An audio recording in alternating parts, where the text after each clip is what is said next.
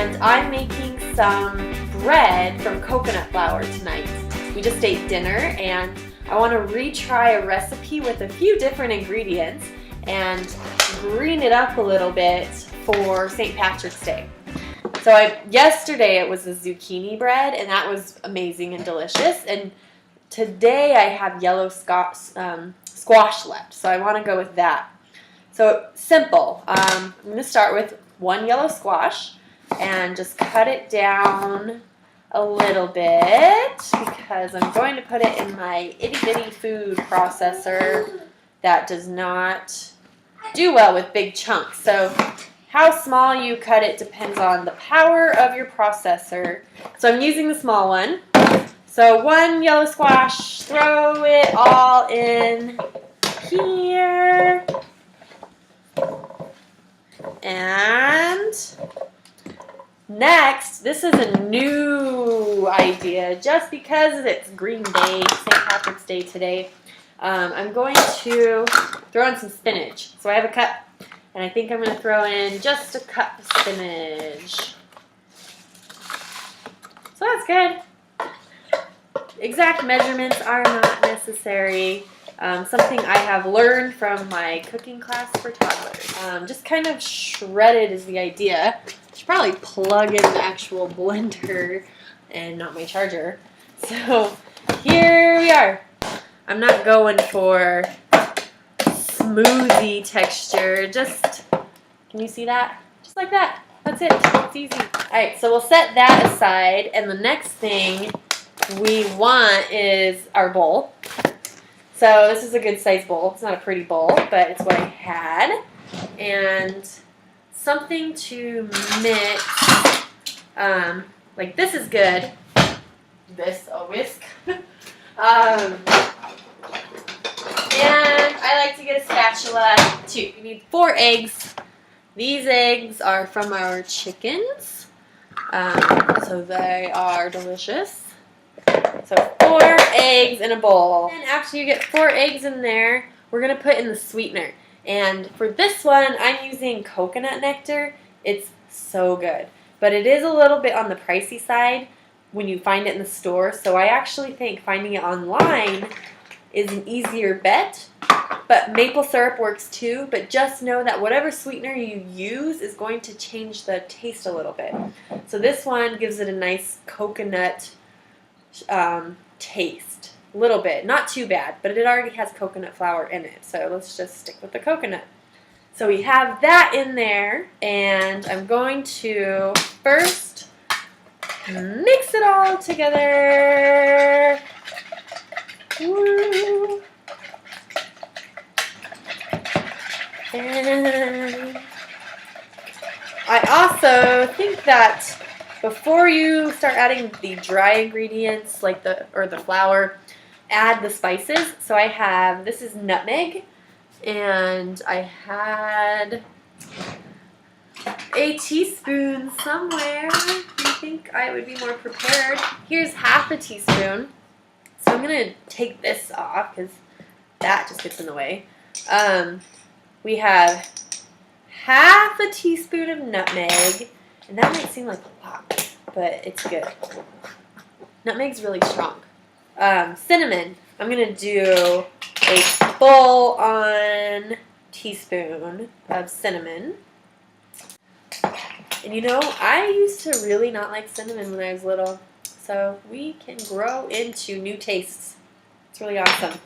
Alright, cinnamon is in there. And after that, let's see, what else? Oh, oil. So I have 2 options going here. I have a red palm oil, and this is supposed to be sustainably sourced palm oil from a small organic and fair trade family farm. No habitat is harmed, because I know that can be an issue with palm oil. I love the way it tastes. It has a nutty profile to it. Coconut oil is another good oil to go ahead and use with this recipe. But I'm going to go with the palm oil. I did it last night, and it was awesome. A tablespoon of the oil. So that's really not that much. It's delicious. It's red. Maybe that's why it's called red palm oil. Now, I used to not cook at all, or bake, or do anything in the kitchen. besides put something in the microwave and hit start. Coconut flour. This is the whole point of sharing this recipe because I get so many questions about coconut flour. And you know what? When I first started using coconut flour, I messed up so many recipes because I was trying to substitute it the same amount that it would have called for like wheat flour. And you just can't do that because coconut flour absorbs moisture. It has a super thick mouth feel to it, and you really don't need that much. So this recipe is about half a cup of coconut flour, and that actually is kind of a lot. Some recipes really is like a quarter cup of coconut flour per cup of wheat flour that you would have used. So I'm going to mix that in there, and you gotta really be mindful of the chunks because coconut flour will chunk up.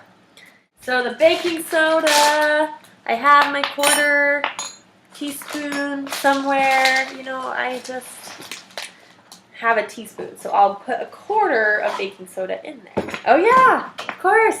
The actual main part. So this, what I would have done, what I did last night that's different is I squeezed all the juice out, and I want to try and do it with the juice this time. So last time I poured all the zucchini onto a cheesecloth, and I squeezed out the juice and just drained it, but then I kind of wanted it. Like that moisture, it just really helps with the coconut flour. So I'm going to experiment today with keeping it there, and I'll let you know how it goes. And you can do the same. Now I'm going to add a little bit of almond milk, and if you're a Puritan, you can go ahead and just use coconut milk from a can, because I know, you know, they add vitamins to this, and it's not just pure almonds and water, which is what almond milk, if you made it at home, would be, but you know, I'm just making a quick recipe. So almond milk, I'm going to do a quarter cup in there and mix. And you can kind of see it. Yeah, it's green. Yeah, that's what I was hoping for. So the stove is on at 400. You could just grease your bread pan. That would work too. But I think I prefer to just stick some parchment paper in there, because then when it's done, you can just lift the parchment paper out and don't have to worry about greasing every corner, because sometimes when you miss a spot, it's just not good. I'm going to go ahead and pour in the batter. And that's what it looks like. It's, I'm not going to say it's the prettiest looking thing right now. I think it's going to be pretty good though. Let's taste it. Yeah. That's going to be good.